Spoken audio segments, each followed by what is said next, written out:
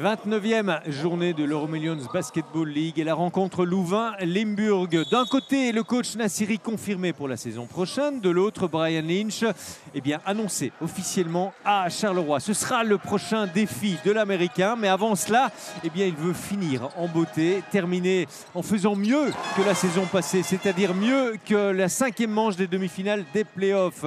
Limburg est dans une spirale compliquée pour l'instant. 2 victoires, 4 défaites sur les 6 dernières rencontres. Louvain est moins bien classé, mais dans une spirale positive. 2 victoires, 1 seule défaite. Et Louvain doit gagner pour encore rêver à la 8e place, synonyme de premier tour des playoffs face à Ostende. Ce sont les Louvanistes qui vont réussir le meilleur début de match. Beaucoup plus de conviction, de rapidité. La présence aussi d'Ismaël Bako dans la raquette, celle de Jonas Delalieu au périmètre. Louvain joue collectivement, joue bien au basket. Et comme Limburg est arrivé sans véritable concentration ici au Sportoise, les Limbourgeois vont se retrouver en difficulté. C'est 10-4. 18-13, mais 22-22 à l'issue du premier quart-temps. À partir de là, on comprend que le match va être équilibré, disputé. Les Limbourgeois jouent par séquence. Louvain maintient le cap, reste devant. Mais à chaque fois que l'écart grandit un petit peu, l'équipe qui est menée réagit. Dès lors, elles vont se retrouver à 43-40 à l'issue de la première mi-temps. Mais les Limbourgeois ne sont pas à leur meilleur niveau. Il y a donc clairement un bon coup à jouer pour Louvain ce soir à domicile.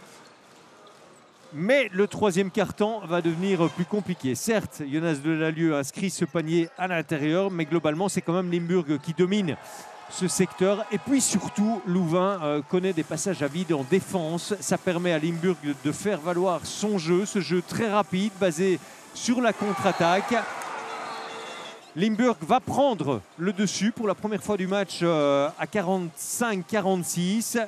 Avance confirmée à 49-56 et puis c'est 59-61 à l'issue du 3e quart-temps. Louvain est donc revenu une fois de plus et le dernier quart va rester passionnant jusqu'au bout. Yannick Désiron est très précieux. Il inscrit pas mal de paniers, dont les 2 derniers que vous suivez ici. Seth Tuttle aussi, comme d'habitude, est souvent présent sur les ballons perdus.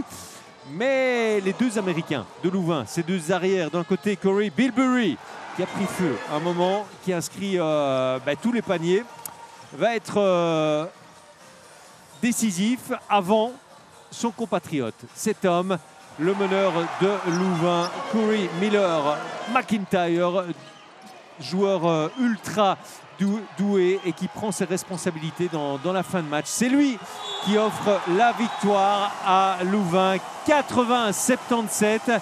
Louvain peut encore rêver au play-off et revient à 2 longueurs de Mons à la 9e place.